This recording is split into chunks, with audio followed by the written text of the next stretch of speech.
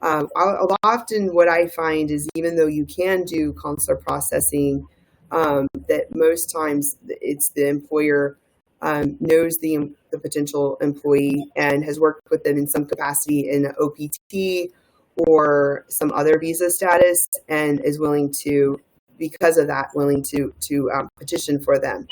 Um, so we in 2024, according to this, they received 758,994 applications. I think that's registration actually, because but there's a lot of demand, and so that's the other thing that there's been talk about is why can't we increase those numbers? And basically, it's a political issue too.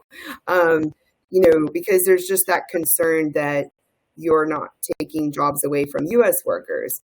But a lot of statistics and research show that there's not enough US workers to do these jobs. And by bringing in foreign skilled talent, we're infusing a lot of ingenuity and just creativity and just I don't know, I'm thinking of synonyms for like the amazingness, let's just say, and that later on can turn into other opportunities because they're making great strides here in the US. And what's great about the H-1B is that it is a nice pathway can be a nice pathway with it being a dual intent for perm sponsorship. And so anyway, there's the process, and just one other change that did happen was because of that final rule that went into effect on January 17th.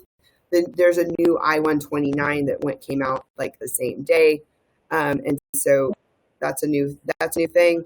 H-1Bs, you can get them usually around up to 3 years at a time, but the 6 years, and then you can get the 1 year extensions while your perm is pending. And the prevailing wage requirement is critical, and that changes over time with Department of Labor and where the person will be working and based off of experience. And this is how they make sure that they're protecting the domestic job market, and also the potential employee and beneficiary to make sure that they're paid that prevailing wage.